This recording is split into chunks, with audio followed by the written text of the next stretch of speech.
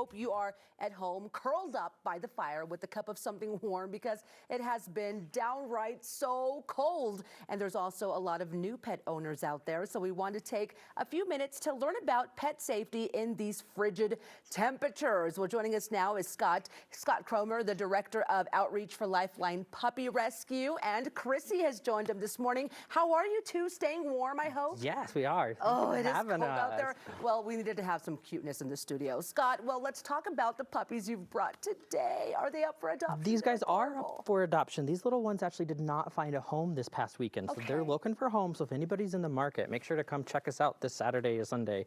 We think that these little guys are like shepherd chow mixes, but we're not 100%. They're perfect to cuddle with this weather right now, though. I can tell that they love to cuddle. They do.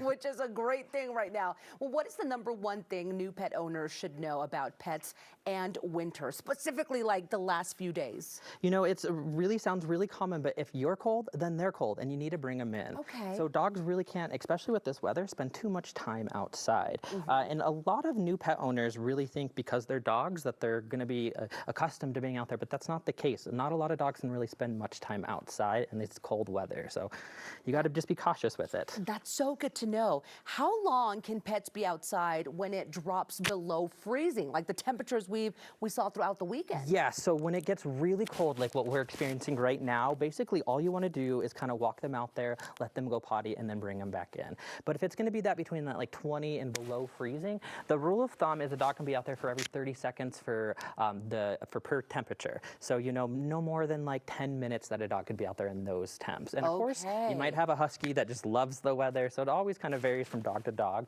But especially young puppies, they are more acceptable to like hypothermia and that kind of stuff. Exactly. So that's something that we all need to keep in mind. Hydration is another big thing. I mean, it is for us, right? Including our pets in the winter. How much water should our dogs be getting during the winter time? So the rule of thumb, and this is really kind of goes for all year round, is that they want an ounce of water per weight. So if we got a little 10-pound puppy right here, you kind of want to at least have 10 ounces of water throughout the day. And it's really important during winter, and that is just because dogs aren't really drinking a lot of water. The air's a lot drier, so they're much more receptible to becoming dehydrated. So you just kind of want to make sure they might even getting more water than they are normally. And you can do that by just increasing it in their food too while you're feeding them. Pour water on their food. Pour some water. Now, what are the signs we need to look out for when a dog is definitely in need of more water? Like anything we should also, you know, you're going to get that like that panting, that really low energy, just kind of just not that they're not doing good. So that is one of those things that you want to just kind of monitor them throughout the day, making sure that they're having that proper access to water. But just those kind of those common signs of dehydration, the same ones that we see in ourselves, you're going to see with dogs. With doggies too. Now there's a lot of ice this time of year, which means people are putting salt down.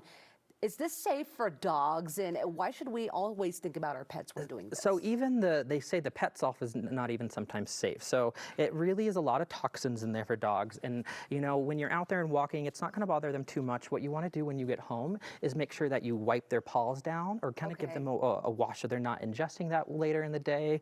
Or of course, if you're noticing like a rash or anything like that from them being on the salt, just contact your vet. That's so good to know and get to do, especially after you've taken them out for a while. Now, okay, we've seen dogs in sweaters, all kinds of really cute sweaters, by the way, and also the boots. Do these actually help them stay warm? Is it recommended? Yes, they really do. So I brought this little one here today on this our dog that we have here. And so there's different kinds of coats. So this is kind of perfect for like these cold temperatures, something that has that fleece line, but you can get ones that are, you know, kind of like raincoats that will kind of protect the wind from coming in. And this is where I tell people, have fun with it. I have a matching sweater to my dog.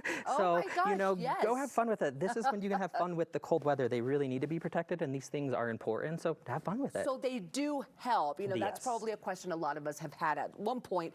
Tell me more about Lifeline Puppy Rescue, Scott, and the work that you guys do. Yeah, so we specialize in dogs under 6 months of age, and every week we'll go down to the kill shelters and we bring up puppies, make sure that they're fully healthy, and then we do adoptions. So this weekend, for example, we're going to have 40 dogs going out for adoption. This weekend. Yes. Okay, including these pups Including here. these ones. They're looking for homes. They are looking for homes, everyone. Now, aside from the adopting, there's always volunteer opportunities, donation opportunities as well. Tell us about that. Yeah, so if you're not in the market for a puppy, there's always different ways that you can help. We say to either foster, volunteer, or donate. So there's different ways that you can come out and support us right now. So we have opportunities 7 days a week for volunteering, and really in the cold weather, we need more fosters. So if you have a warm space in your home and want to take a puppy, this is the time right now. This is the time to do it. Well, these lovable furry friends have been wonderful this morning. I could tell they're cuddly and they're lovable. Chrissy, thank you so much for joining us this morning as well. And to you, Scott. Stay warm. You too. Well, these pups are adorable, everyone. And to see more adorable puppies that are up for adoption or to make a donation, or if you simply would like to volunteer, well, just head to lifelinepuppy.org. And don't forget, they also have, again, volunteer opportunities if you love to work with pups.